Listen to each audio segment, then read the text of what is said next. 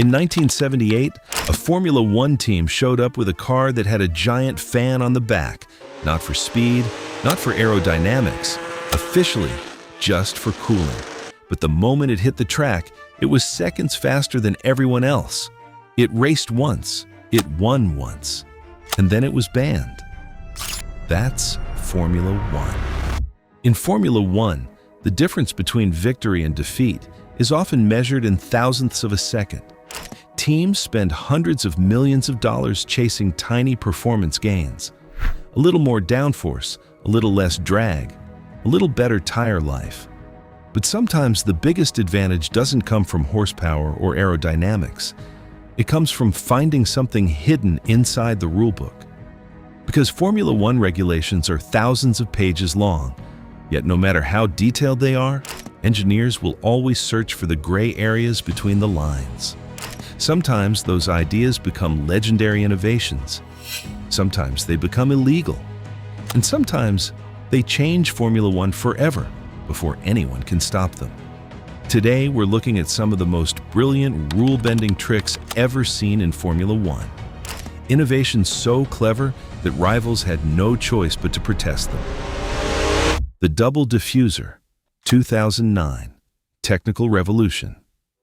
At the end of the 2008 season, Formula One introduced a major aerodynamic rule change. The goal was simple: reduce downforce and make overtaking easier. New rules limited wing sizes and simplified the floor of the car, especially the diffuser, the aerodynamic tunnel under the rear of the car that generates massive downforce. But three teams saw something others missed. Engineers at Braun GP, Williams Racing, and Toyota Gazoo Racing realized the regulations contained a loophole. The rules described the diffuser's maximum height, but they didn't fully restrict secondary airflow channels above it. So engineers created what became known as the Double Diffuser, effectively stacking aerodynamic tunnels on top of each other. The result was dramatic. Cars with the Double Diffuser produced significantly more rear downforce than rivals, while technically staying within the written regulations. When the season began, Jenson Button and Braun GP dominated the opening races. Other teams protested immediately, but after review, the FIA ruled the design legal. By the time rivals copied the concept, the championship battle had already been decided. Button and Braun GP won both titles, a season shaped entirely by a loophole: the F-duct driver-activated aerodynamics. In 2010, teams were still searching for ways to increase top speed without sacrificing downforce. That's when engineers at McLaren Formula One team introduced one of the strangest innovations in modern Formula One: the F-duct. Normally, the rear wing produces drag that slows the car on straights. McLaren created a clever system that allowed the driver to stall the rear wing by redirecting airflow. But here's the unusual part: the driver activated the system with their body. Inside the cockpit, a small air channel ran through the chassis. By covering a hole with their hand, knee, or elbow, the driver could redirect airflow to the rear wing. That airflow disrupted the wing's downforce, dramatically reducing drag. The result? Higher straight-line speed. The system gave McLaren a major advantage early in the season before other teams rushed to develop their own versions. The FIA eventually banned the concept, but for one season, drivers were literally part of the aerodynamic system. The fan car downforce at any speed. In 1978, Brabham Formula One team arrived at the Swedish Grand Prix with something nobody had seen before: a giant fan mounted at the back of the car. The Brabham BT46B, designed by legendary engineer Gordon Murray, used the fan to suck air from beneath the car. This created an intense low-pressure zone under the floor, generating enormous ground effect downforce. Unlike traditional aerodynamic solutions, the fan system worked even at low speeds, which meant the car could take corners dramatically faster than its rivals. When the race started, Niki Lauda drove the fan car to victory. Competitors were furious. Although the fan was officially justified as a cooling device, Its aerodynamic advantage was obvious. The car was quickly banned. It raced once and won once. The mass damper's secret suspension stability. In the mid-2000s, Renault F1 team quietly introduced one of the most subtle yet effective innovations in modern Formula One: the mass damper. Hidden inside the nose of the car was a weighted device designed to move independently from the chassis. Its purpose was to counteract vertical oscillations caused by bumps and aerodynamic forces.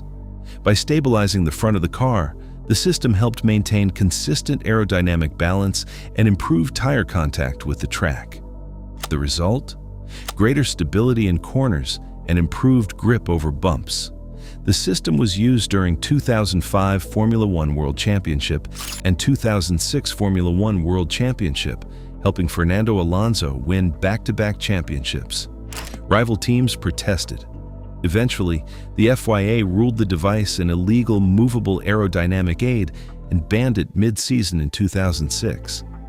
But by then, Renault had already built a championship advantage. DAS dual axis, steering Mercedes' steering trick. In 2020, Formula One fans noticed something strange during winter testing. On the straights, drivers in the Mercedes-AMG Petronas Formula One team car were pulling their steering wheel toward them and pushing it away again before corners. This system was called DAS, dual axis steering. By sliding the steering wheel forward or backward, the driver could change the toe angle of the front wheels. That adjustment allowed the tires to warm up more effectively, reduce drag on straights, improve corner entry stability.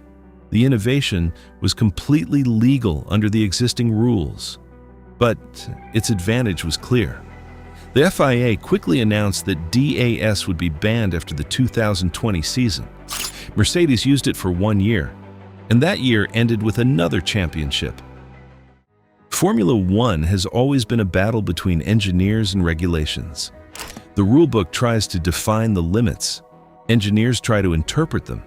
Sometimes that leads to controversy. Sometimes it leads to genius. But every one of these ideas proves something fundamental about Formula One. The fastest car is not always the one with the most power. Sometimes it's the one with the smartest idea. In 2020, we're off the track. Lewis Hamilton has found his voice, and on it, once again, he's found his groove. And now he finds himself alongside Michael Schumacher as top in the record books.